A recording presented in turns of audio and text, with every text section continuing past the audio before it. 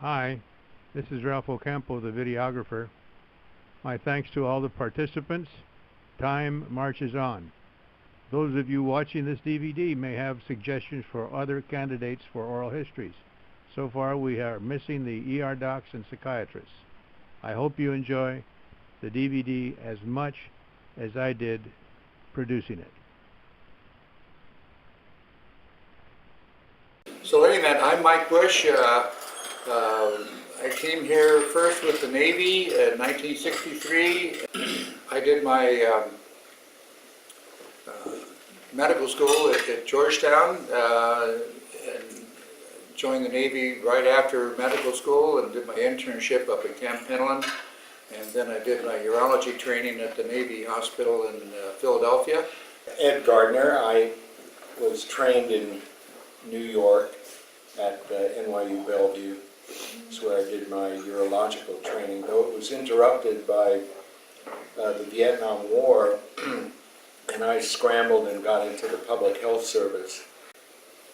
Bill? I came 1973 and actually joined the same group that Ed had left a year or two before, there was a new associate just above me by the name of Albert McBride. Well, certainly those, I would add laparoscopy. For me was spectacular, although it never functioned for us quite the way that it does now for urologists. It was thrilling to be able to use that. And the occurrence of lasers, the use of lasers as a medium to crack the impossible and cut the unreachable and heal the bleeding. Yeah. Well, I just have to, there's a lithotripsy story I have to tell you. Yeah. You know, you mentioned Albert McBride, and I have to tell a story that everybody's been telling since then. He had this patient, Tex Warren. He brought him to Grand Rounds, and he had a penile prosthesis there. And Tex stood in the corner and pumped this thing up. And there was a radiologist there, and he said to this female technician next to him, "Did you ever see anything like that?" And she says, "I've never seen it any other way." And Tex was well named. Bert had a sort of focused on penile implants. That was a real popular procedure. We had Expression. I told my wife once, she said, "Never say that again." when he didn't care for anybody very much, which was not that uncommon, he would say, "I wouldn't piss in his ear if his brains were on fire."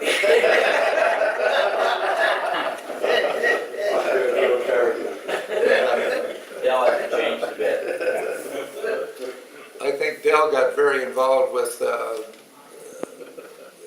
AP or whatever his name was, nominally, and God, that just killed a lot of people, including Dell, sadly. Let's ask some questions now. Yeah. And I'm amazed that you said that the university took over the practice down there. We had just the opposite in plastic surgery, where Jack Fisher made the town and gown just together. And in fact, when we had our little soiree, Jack was the moderator, but he always kept us all involved in the town. And so it's a sadness. What did you do out here at Grossmont to have your own group? Did you meet weekly, monthly, and so on with that?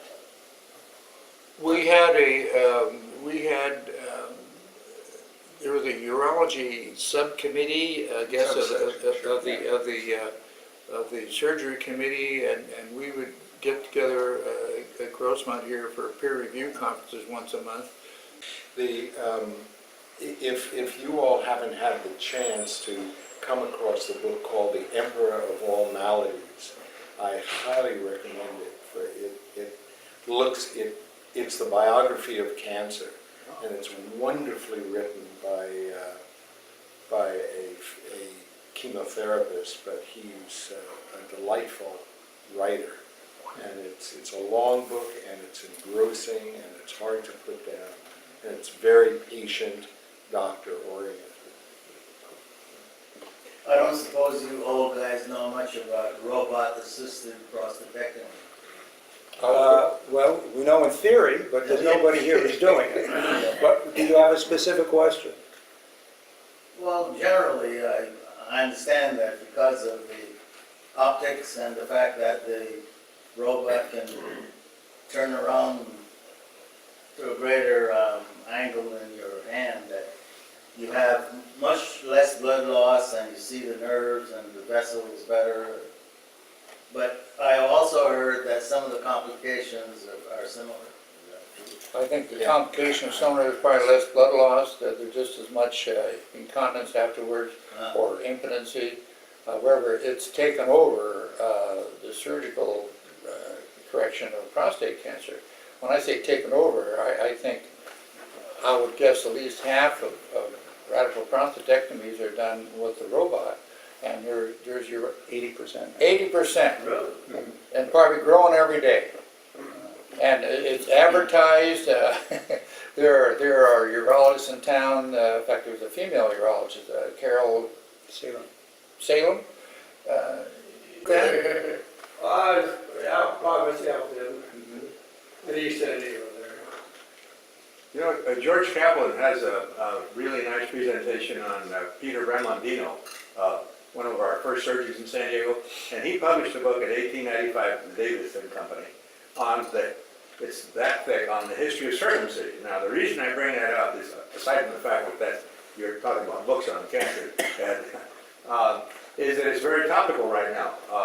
It's been in the newspapers just recently, and the CMA has battled over this and argued over it. And Admiral, you remember Admiral Cox and the urologist, I think his name was John Dick, and they had this debate between Cox and Dick, and it was really impressive. How did that evolve out here in the Grossmont area? Were there any controversies surrounding circumcision aside from religious ones?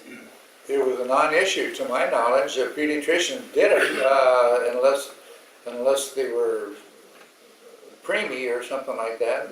So we rarely got involved with circumcision unless some kid came in and, several months old or a year or two or 10 who needed a circumcision, which are done under local anesthesia typically. But there was no raging controversy. Any complications that you saw? Any major complications that you saw, loss of the member or whatever? Nothing that major. Like in Europe. In Europe, yeah. I don't know about Africa or South America. Okay, well, we're about ready to close now. I just wanted to announce through this DVD that copies of all these DVDs are available to anybody that wants them. They're free, and we now, this is about the 44th one. So thank you for participating in this and giving another viewpoint in terms of particular area of the county where you have practiced, and thank you for your service, by the way. Thank you. Thank you.